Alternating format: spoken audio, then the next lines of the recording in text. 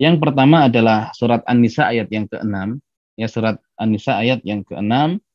Karena kata Raqib yang kita bahas pada pertemuan yang sebelumnya ada di surat An-Nisa ayat yang pertama.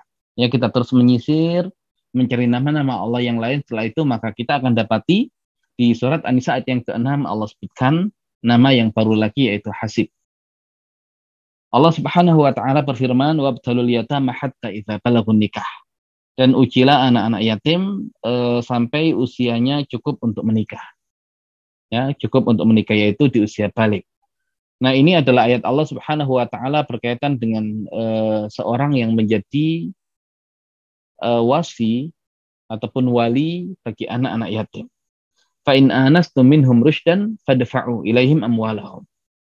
Dan jika kalian merasa mereka itu sudah punya kedewasaan, rusydan, fadfa'u ilaihim amwalahum, maka kembalikan harta mereka itu kepada mereka, wala ta'kuluha israfa wa bidaran ayyakbaru. Dan janganlah kalian memakannya, yaitu harta anak yatim melebihi batas kepatutan, ya, dan jangan pula kemudian menyerahkan dalam keadaan ya tergesa-gesa sebelum mereka dewasa. Wa man kana ghaniyan falyasta'fif. Barang siapa yang kaya hendaklah dia isti'faf, tidak mengambil ya dari harta anak yatim itu untuk memenuhi kebutuhan dirinya. Wa man kana faqiran falyaqul bil ma'ruf. Dan barang siapa yang fakir hendaklah dia mengambil dengan cara yang ma'ruf. Fa idza dafa'tum ilaihim amwalahum fa asyhidu alaihim. Jika kalian menyerahkan hartanya kepada mereka, maka hendaklah kalian hadirkan saksi untuk itu. Wa kafa billahi hasiba, dan cukuplah Allah Subhanahu wa taala sebagai pengawas. Ini terjemahan di kita, hasiba diartikan pengawas. Tapi dengan apa yang sudah kita pelajari tadi, coba kita masukkan ya setiap makna yang terkandung dalam unsur hasib ke dalam ayat ini. Seseorang yang Allah Subhanahu wa taala berikan amanah dan kesempatan untuk bisa merawat anak-anak yatim, dan yatim dalam bahasa Arab nanti jamaknya bisa yatama, bisa aitam.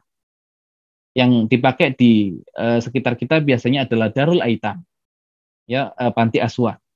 Ini di tempat untuk merawat anak-anak yatim tapi menggunakan kata aitam. Tapi di Al-Quran Allah Subhanahu wa taala biasanya menggunakan kata yatama, yatama, yatim, yatama. Dan jamak yang belakangnya ada alif bengko, alif maksurah, menunjukkan tentang makna ujian, menunjukkan tentang makna musibah. Makanya marid jamaknya mardoh. Mardoh karena orang yang sakit itu merupakan ujian. Kemudian nanti qatil, qatlah, orang yang terbunuh, karena dibunuh itu juga bagian dari musibah yang menimpa. Dan seakan Allah Subhanahu wa taala ingin ya mengaduk-ngaduk hati orang yang menjaga dan merawat anak yatim. Ini keyatiman mereka itu musibah. Ya, musibah. Jangan kalian tambahkan dengan musibah yang lain dengan cara mengambil harta mereka dengan cara yang batil. Mereka sudah cukup Allah berikan ujian itu. Jangan tambahkan ya musibah lagi pada mereka. Nah, itu fungsi penyebutan kata yatama di dalam Al-Quran. Tapi kalau menggunakan kata aitam itu tidak ada rasa itu. Ya, tidak ada rasa itu. Ya, hanya mengandung makna keyatiman tapi tidak ada makna ujian. Tapi kalau yatama, di samping keyatiman juga ada makna keyatiman itu menjadi sebuah ujian. Nah, tidak boleh harta anak yatim itu dicampur dengan orang yang merawat dia. Harus dipisahkan. Nah, ketika orangnya fakir, ya maka dia nanti boleh mengambil dari harta anak yatim itu, tapi ya dia punya kewajiban untuk mengembangkan. Ya, agar nanti Rasul mengatakan kembangkan harta anak yatim itu agar tidak dimakan sedekah. Kenapa? Kalau hartanya banyak dan sudah sampai nisab, dan nanti ketika sudah melewati haul, dia wajib dizakati. Lama-lama habis kalau tidak diputar, dikembangkan. Dan seandainya dia memutar harta anak yatim, ya dia memutar harta anak yatim, maka nanti ada dua kemungkinan. Pertama, dia punya kebutuhan. Yang kedua, dia punya hak atas harta yang dia putar untuk mendapatkan upah atau imbalan. Nah, ulama mengatakan dari keduanya itu yang paling sedikit yang dia ambil. Nah, seandainya dia kemudian memutar harta anak yatim itu dan mendapatkan keuntungan 10 juta. Ya, 10 juta. Maka 50% untuk dia, 50% untuk anak yatim. Ya, 50% untuk anak yatim.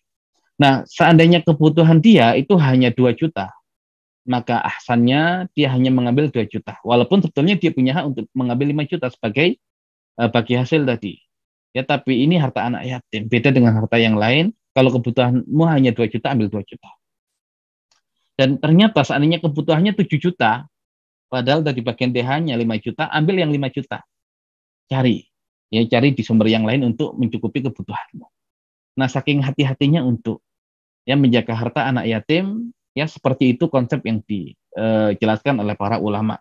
Nah, adapun orang yang kaya, yang dia mengembangkan harta anak yatim, kalau bisa nggak usah ngambil, kamu sudah kaya. Ya, kamu sudah kaya. Nah, kenapa Allah kemudian tutup wa kafabillahi hasiba? Ya, wa kafabillahi hasiba. Kalau kita artikan tadi Allah yang maha menjaga. Ya, Allah yang maha menjaga. Ya, di situ ada unsur penjagaan Allah terhadap anak yatim, terhadap hartanya anak yatim. Dan Allah itu hasibah, cukup Allah yang menjadi pengawas, penjaga. Dan kalau kita artikan Allah yang memberikan kecukupan, tadi kamu hanya mengambil yang paling sedikit. Ya, ketika yang paling sedikit adalah kebutuhanmu, ambil yang sesuai kebutuhanmu. Ya, kalau yang paling sedikit adalah bagianmu, ambil bagianmu. Ya, tapi nggak cukup ya Allah. Tenang. Ya, Allah itu hasibah. Allah yang akan berikan kecukupan. Dari jalan mana? Ya, dari jalan yang tidak disangka-sangka. Ya, karena ini hartanya anak yatim, tidak seperti harta biasa. Ya, jangan sekedar kemudian ini merasa hak saya, enggak. Jangan begitu. Ya, tenang, nggak ada masalah. Ya, karena Allah itu hasibah, Allah yang akan berikan kecukupan.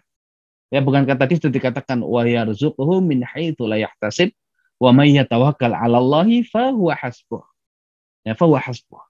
Dan Allah akan berikan rezeki dari jalan yang tidak disangka-sangka, dan barang siapa yang bertawakal kepada Allah maka akan Allah berikan kecukupan untuk dia.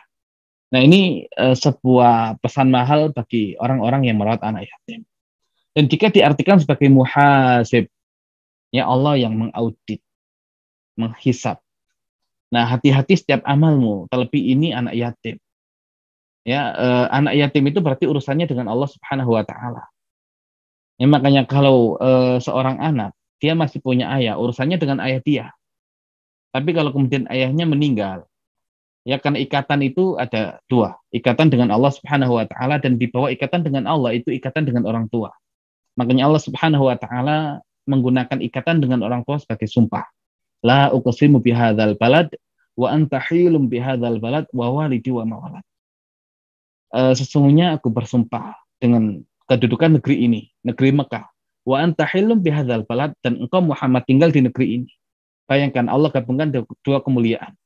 Kemuliaan kota Mekah dan kemuliaan nabinya yang tinggal di kota itu. Kemudian Allah ya bersumpah lagi wa walidin wa mawalad, bersumpah dengan hubungan ayah dan anak. Seakan mulianya hubungan ayah dan anak itu seperti kemuliaan Mekah yang Nabi tinggal di situ. Sangat mulia. Nah, kemudian di atasnya lagi adalah ya hubungan dengan Allah. Makanya dikatakan ridhallah fi ridhal walidain wa sukhtullah fi sukhtil walidain. Keridhaan Allah berdasar keridhaan orang tua, dan murkanya Allah berdasar kemurkaan kedua orang tua. Nah, ketika anak yatim itu bapaknya kemudian tidak ada, berarti hubungan dia langsung dengan Allah Subhanahu wa taala. Ya, jadi kalau sampai berani macam-macam, orang yang menjadi walinya anak yatim urusannya langsung dengan Allah Subhanahu wa taala. Ya, wa kafa billahi hasibah.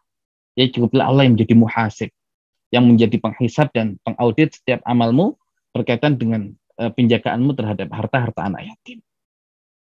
Nah, ini kalau kita kaitkan dengan Allah sebagai muhasib yang menghisab. Nah, kalau kita artikan dengan tadi Allah yang syarif, yang maha mulia, maka bagi anak yatimnya, ya bagi anak yatimnya ketika dia justru merasa sandaran saya tidak lagi kepada orang tua saya, tapi sandaran saya langsung kepada Allah, maka dia menjadi orang yang mulia. Kenapa? Karena hasabnya tidak dikaitkan dengan keluarga, tapi hasabnya langsung kepada Allah Subhanahu wa taala. Kita tahu Nabi kita Nabi Muhammad SAW ya adalah seorang yang paling mulia nasabnya. Pengakuan Abu Sufyan ketika ditanya oleh Heraklius, Kaisar Romawi, ya menunjukkan tentang betapa mulia nasab Nabi Muhammad SAW. Beliau ketika mengatakan Allah Subhanahu wa taala memilih dari anak keturunan Adnan adalah Kinana. Dari Kinana Allah memilih Quraisy. Dari Quraisy Allah memilih Bani Hashim. Dan dari Bani Hashim Allah memilihku. Itu kemuliaan nasab yang tertinggi. Tapi bayangkan ketika Nabi Muhammad SAW, Allah takdirkan ketika masih kecil sudah menjadi yatim, bahkan ketika dalam kandungan sudah menjadi yatim, agar kemuliaan bagi beliau ya tidak sekedar kemuliaan faktor nasab karena keluarga, tapi lebih dari itu langsung faktor nasab dan hasabnya bersambung kepada Allah Subhanahu wa taala karena beliau adalah seorang anak yatim. Ya, jadi di sini menjadi pelajaran bagi anak-anak yatim, ya tidak perlu kemudian ya mereka itu minder, tidak perlu kemudian merasa tidak pede, justru mereka mulia karena ya mereka sandarannya langsung kepada Allah Subhanahu wa taala. Ya, sandarannya langsung kepada Allah Subhanahu wa taala. Bahkan kemuliaan nasab Nabi Muhammad yang tinggi itu pun seakan dinafikan dengan yatimnya beliau. Ya, dinafikan dengan yatimnya beliau. Bahkan Allah sebut masalah keyatiman beliau dalam Al-Qur'an. Yaitu surat Ad-Duha yang merupakan nikmat yang Allah berikan kepada Nabi Muhammad. Ya, wa wajadaka alam yajidka yatiman fa'awa. Ya, bukankah dia mendapatimu dalam keadaan yatim maka kamu dimuliakan dengan diberikan tempat tinggal. Nah, kemudian bagi sang wali, ya bagi anak-anak yatim, ya seandainya kalian menjadi walinya anak-anak yatim. Ya, kalian bahkan berusaha untuk memberikan yang terbaik kepada mereka walaupun mereka bukan siapa-siapa kalian. Ya, tapi ingatlah mereka itu adalah seorang yang langsung tersambung dengan Allah Subhanahu wa taala. Kalau kalian lakukan mereka dengan baik, Allah pun akan muliakan kalian. Ya, kalau kita baik kepada anak orang tuanya pun akan memuliakan kita. Tapi ini ya langsung Allah Subhanahu wa taala yang memberikan kemuliaan. Ya, bahkan kemudian kemuliaan para pengasuh anak-anak yatim itu ya Allah sampaikan melalui lisan Rasulnya yang beliau tidak pernah berkata dengan hawa nafsunya, wa may yantiqu 'anil hawa in huwa illa wahyu yuha. Tidaklah dia Nabi Muhammad berbicara dengan hawa nafsunya kecuali itu adalah wahyu yang diwahyukan. Apa kata beliau? Ya ana wa kafil yatama kahatain. Saya dan pengasuh anak yatim itu seperti ini nanti di surga. Ya, dan kita tahu surganya Nabi kita Nabi Muhammad SAW ya bukan surga sembarang, surga yang tertinggi. Dan mulianya orang yang merawat anak yatim itu sampai di kedudukan seperti itu. Nah, makanya wa kafa billahi hasibah. Maka hasib di sini ada unsur penjagaan, hasib di sini ada unsur memberi kecukupan, hasib di sini ada unsur hisab ya untuk bermuhasabah dan ada unsur kemuliaan.